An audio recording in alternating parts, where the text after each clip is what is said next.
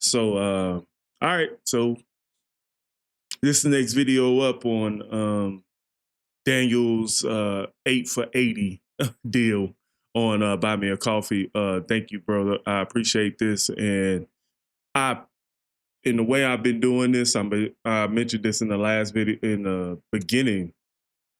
That the way I'm doing this, I'm reacting to the song and then doing the behind the music. So those two things will be in one video. Okay. So just be patient with me. Keep on moving. Make sure you guys hit the like button, subscribe, and I see you at the end of this one. All right. So we got 3 minutes on this one. So this one gonna be a little different. I can tell.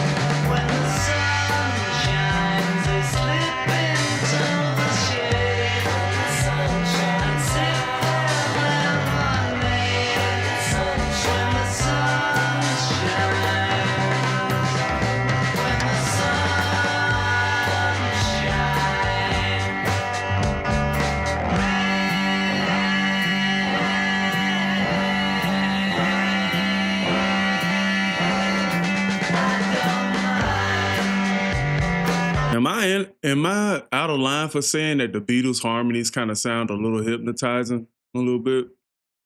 I don't know what it is. I don't know how they're dragging the notes and stuff like that. It just feels very trippy when I listen to them.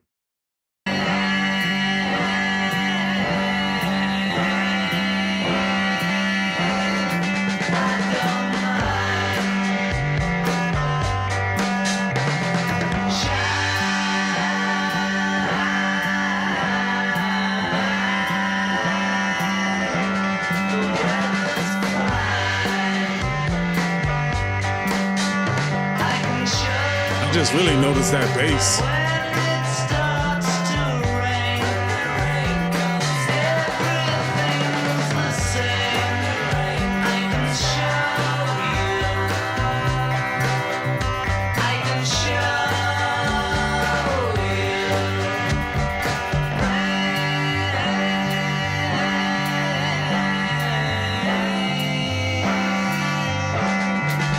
John sweating a little bit up there.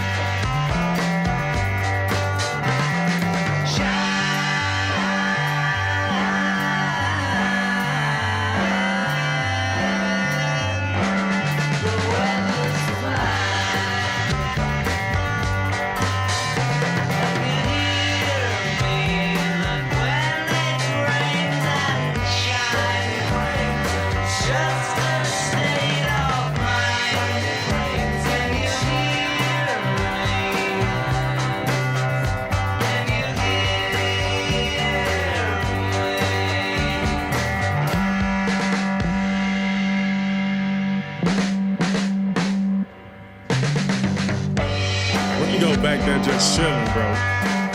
Just playing these drums so effortlessly.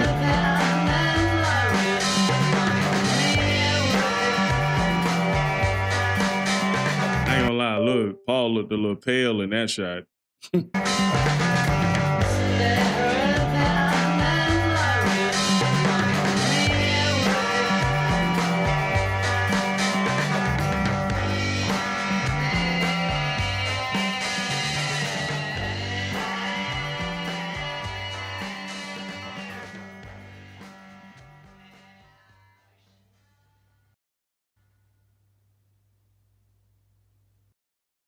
I ain't gonna even front. I was trying to catch a little bit of the lyrics. I think that's one thing, like I said, even in the last reaction with the Beatles, like sometimes I can't really pick up on the lyrics that well because vocal mixing wasn't very good back then. Sometimes I can, depending on how many sounds are in the song, because some instruments can get a little bit louder than others. But I really didn't catch the message in that song. But we'll discuss more of that in the breakdown afterwards. But I thought the song sounded straight. I thought the song sounded good. It was probably a lot of things that I missed in that one. But yeah, let's keep moving. The 1966 Beatles song Rain is a tragically overlooked but extremely pivotal moment in both their recording career and I ain't gonna lie, I did kind of overlook it a little bit. It didn't really grab me. I will say that. It didn't really grab me. It just sounded like a very plain song. History of pop music. In this episode, I'm going to point out the elements that make this song revolutionary. Okay.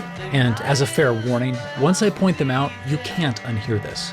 I like the tagline, man. Early 1966 was a period of explosive creativity for the Beatles, as they evolved from the youthful ambassadors of Beatlemania into a cultural force that embraced new musical influences, new freedoms of studio production time and resources, and new mind-altering drugs. The song Rain was born in the midst of this transition, conceived by John Lennon and composed with input from Paul. On April 14, 1966, following the recording session at EMI Studios that produced Paperback Writer, the band turned to this new song, Rain. They went through 5 takes of the rhythm track with their usual lineup: John on guitar, George also on guitar, Paul on bass, and Ringo, of course, on drums. Although all of their performances are fantastic here, the highlight of the session was undoubtedly Ringo's contribution, which he has claimed to be his most inspired performance on any Beatles record. Yeah, but on the whole video, it looked like he just sitting in the back hitting the drums. Which he has claimed to be his most inspired performance on any Beatles record. And that's saying quite a lot. After the band was satisfied with the basic rhythm track, John recorded his lead vocal. If the rain comes, they run and hide their heads. And then called it a night. The song was far from finished, however. The band returned to the studio 2 days later on the 16th of April, where they spent 11 hours transforming the song into what we hear today. 11 hours During to make this marathon session, numerous bits were added, such as those transcendent harmonies. You can hear a little bit of the bass in the background, too. And Ringo adding a tambourine part. Here's where things get interesting. Paul wanted to add a new bass track to replace his initial attempt from the 14th. Both Paul and John had complained to the EMI engineers that the bass sound on Beatles records paled in comparison to the punchy bass that they had heard on R&B and soul records, coming from American labels like... Now, y'all got to recognize what they being inspired by. You know what I'm saying? And you think about in 1966, what's going on in America, the type of music that's happening in America, how else you wouldn't be inspired? All the artists that's around, making this pop sound, making this R&B soul. You know what I'm saying? Like you said, labels like Stax and Motown. Like, that Motown sound, man, is iconic. Comparison to the punchy bass that they had heard on R&B and soul records, coming from American labels like Stax and Motown. By this point in their career, when the Beatles asked for something at EMI, they got it. And so their young and spirited engineer, Jeff Emmerich, devised a makeshift solution by rewiring a loudspeaker to act as a microphone. Dude, I can't get over the fact, I cannot get over the fact that I'm reading that as Geoff, not Jeff. The idea being that the wider diaphragm of a loudspeaker would capture the bass frequencies more prominently. The technique had been tested earlier during the Paperback Writer sessions, and Paul asked to use it again for Rain.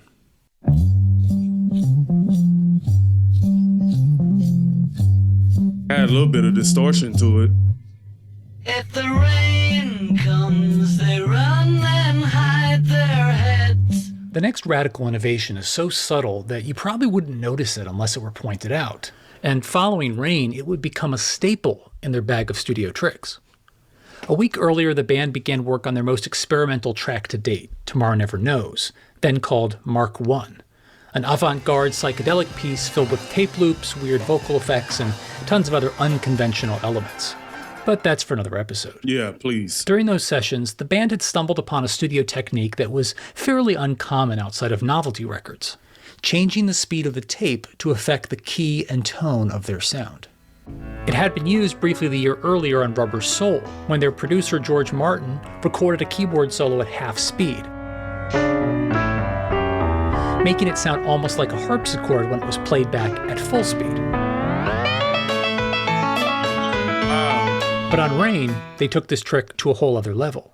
Here's how the rhythm track likely sounded when it was performed live.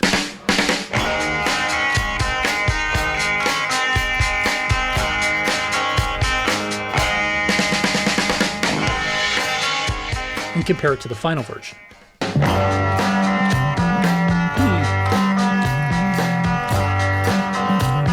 Especially with that bass, they did really capture that kind of like that Motown punchy bass sound that they wanted out of that.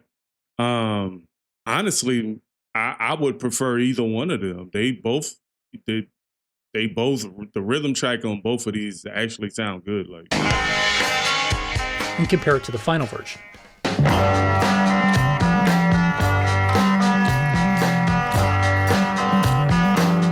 That drop in pitch and speed is the result of the tape being slowed down, lending a heavier and almost surreal quality that wouldn't have been the same if the band simply played it slower. That was exciting all on its own, but being the Beatles, they weren't satisfied with just one speed adjustment, of course. John's lead vocal was also manipulated, but in the opposite direction. John sang his part while the tape deck was slowed down slightly, so that when it was played back at normal speed, his voice would sound a bit faster and higher in pitch. Based on the studio notes, John's original vocal would have sounded something like this. If the rain comes, they run and hide their heads. That to me, that pretty much sounded like analog auto-tune right there. To be able to speed it up and change the pitch of the vocals, that would... Nah, I wouldn't equate that to auto-tune, not completely, but I would say the ideas of being able to pitch correct or pitch manipulate probably started here. Comes, they run and hide their heads. And the final version. The rain comes, they run and hide their heads. It's hard to describe why this effect sounds so cool, but it suits the song perfectly. This technique used on Rain would alter the course of the Beatles' career, and they would incorporate Varispeed, as it's called, extensively throughout the Revolver, Sgt. Pepper, and Magical Mystery Tour sessions, most notably on Strawberry Fields Forever. Let me take you down, 'cause I'm going to Strawberry Fields. The next radical step forward introduced on Rain is, ironically, backward.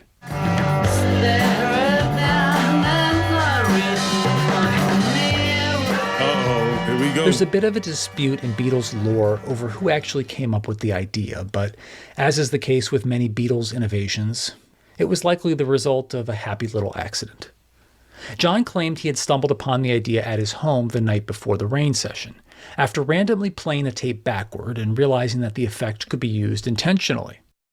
In another account, the legendary Beatles producer George Martin claimed to have pieced it together on his own after the session, and then presented his work to John, who was summarily impressed.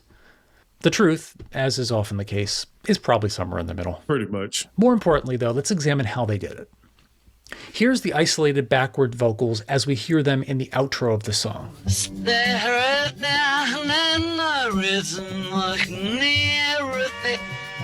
And here's there's like a whole conspiracy lore about backwards vocals and subliminal messaging that goes along with something like this. There's a bunch of songs over time, like you play backwards and you'll hear like a coherent message in it. Like I know it was one for Mary Jane. I can't remember exactly what they heard. I know Jay-Z had one in the 90s where it actually said,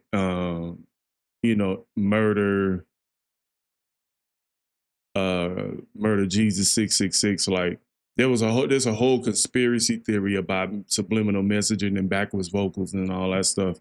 Like I wouldn't even mind getting into it if there was like any documentaries about it on YouTube. Like it's I would say this world is strange. This world is strange. Chord vocals as we hear them in the outro of the song. Stare down in the rhythm like everything. And here's how that part sounds when reversed. If the rain comes, they run and hide their heads. Suddenly it sounds familiar, right? John's snippet from the main vocal track was simply overdubbed on top of the outro, but in reverse. A simple trick, but it lends a special, otherworldly quality to the song. Did I say that?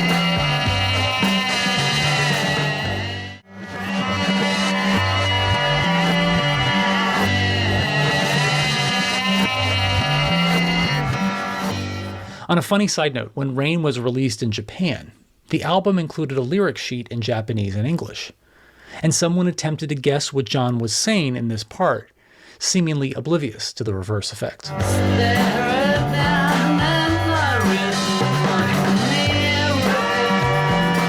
There's also some evidence that the band had experimented with reversed guitar parts as well on this day, but they didn't make it into the final mix of Rain for some reason. That technique would show up later on songs from Revolver, such as I'm Only Sleeping,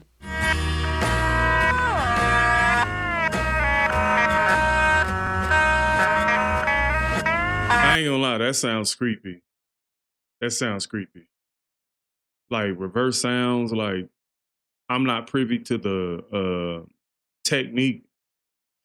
And I know hip hop does it, and I know certain types of music do it, but I think in this day, in this time period, yes, it sounds weird.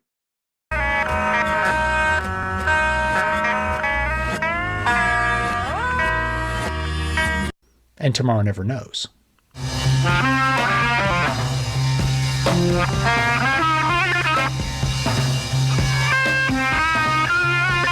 And my biggest issue is like, how would you play reverse guitar live? Like, so it just had to be one of those songs you just couldn't play live. Like, there's no way to play a backwards reverse guitar, to my knowledge.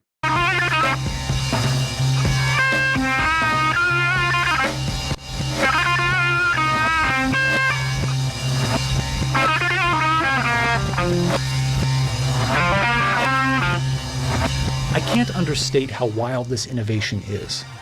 Rain, along with Tomorrow Never Knows and I'm Only Sleeping, were the first pop records ever to use backward sounds in this way. It would soon become a staple of psychedelic rock, employed in some capacity by everyone from Jimi Hendrix. Well, never mind. That answers my questions, because if I'm pretty sure Jimmy could probably do it.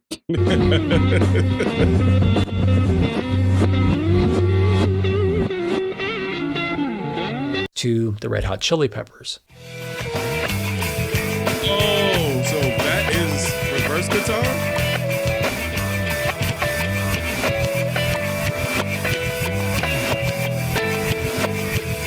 Yeah, it does sound Backward reverse. lyrics would also become a perennial target for conspiracy theorists, I just alleging said that. everything from embedded satanic messages to hints of the premature demise of Paul McCartney. And we have Rain to thank for making all of that possible. Despite not being among their greatest hits, Rain holds a very special place, not only in my personal favorites, but also in the Beatles canon overall. As we've discovered, the song is a showcase of their studio ingenuity during the analog era. And all of this was achieved using rudimentary 4-track recorders, decades before digital technology would make these effects so effortless that we now take them for granted. For real. Like a skunkworks team, the engineers at EMI were constantly inventing creative solutions with limited resources. And many of the creative achievements pioneered that week in April at EMI would be used extensively throughout the latter part of their career and leave a lasting imprint on pop music. As a song, Rain is thrillingly unconventional for its time, a reflection of the band's flourishing interest in styles outside of their comfort zone, such as classical Indian music and the avant-garde. You know, Frank, I'm kind of interested. I would probably want to hear some classical Indian music. Thematically, it's one of their first songs to move beyond love and relationships and instead focus on the treasure of the mundane, a theme that would emerge in full bloom on the Revolver album, with songs about taxes, sleep, lonely people, and yellow submarines. I wasn't around in June 1966, but Rain must have sounded pretty wild at the time, especially from the band who, up until that point, had been singing simple 2-minute, 20-second pop hits about love. It was also... And one thing I gotta say, like, songs were a lot shorter back then. You know, for a band to be singing 2 minutes and 20-second songs, it kind of makes me think some of the music that I listen to today, like Tom McDonald, you know, a lot of his videos are like 2 minutes, 35 seconds, so like 2 minutes and 40 seconds. Like it's, and I guess maybe it was the rules of the radio or something back then, but you know, I'm not a fan of short songs. I believe music I believe music should be multifaceted in every track. I understand that the intention of the artist may come into play in some great detail, but I like my songs to be at least 3:20, 4 minutes. Like, you know, give me some groove, give me some innovation, give me some creativity. That's what I like. You know, give me some, you know, different angles of the same sound. Give me a breakdown. Give me, you know, I like a lot of different things in music. Preview of what was to come, both on the Revolver album in August of that year, and then Sgt. Pepper in June 1967, which would solidify the Beatles as ambassadors of pop innovation. Even beyond the song itself, Rain was special for being one of the earliest attempts at a creative promotional music video for a single, paving the way for an approach that would become commonplace on MTV 15 years later. But sadly, Rain never really got the attention it deserved, likely because the song was relegated to the B-side of the 1966 paperback Writer single. It wasn't released on any album until 4 years later, when it was included on the 1970 singles compilation album Hey Jude. In a way, Rain has shared the fate of other overlooked transcendent gems from this era, such as Hey Bulldog and It's All Too Much. Thankfully, those songs too have been re-released in a handful of other places over the years, and have earned some belated recognition. Some fans would say, and I would tend to agree, that Rain may be the ultimate Beatles song. In 3 perfect minutes, recorded at nearly the exact midpoint of their 8-year recording career, it captures nearly every element of what made the Beatles special in composition, style, and execution. If I were transported to a distant time or place and could only bring one song to describe the Beatles, I think Rain might be it. So what do you think about Rain? Let me know in the comments. I hope you enjoyed this episode, and please remember to subscribe and share. Thanks for watching. I will say this, man. It's definitely interesting breaking down the music like that. It's definitely interesting about how songs come about, mistakes, you know, certain things, innovations and inspirations and stuff like that. Definitely there was a lot of creativity that went into this. And definitely a lot of like, a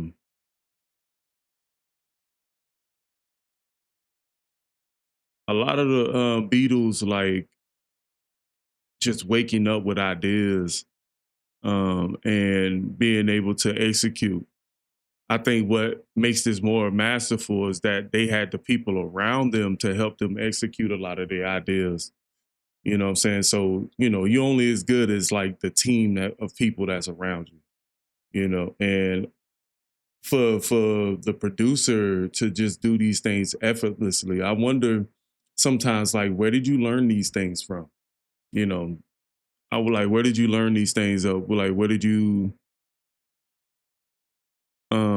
get the inspiration from that this was possible? You know what I mean? So, yeah, I like that. The song, but I like the history behind the song more.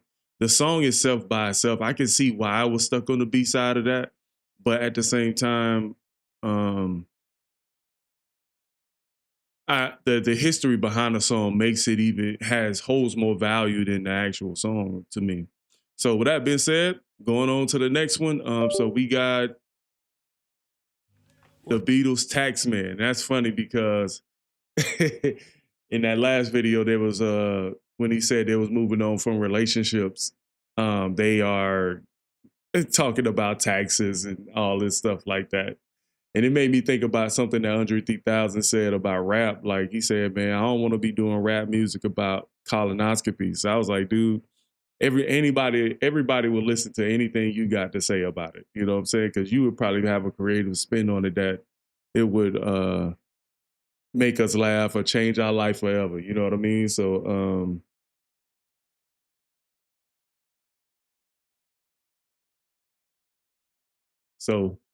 yeah, so with that being said,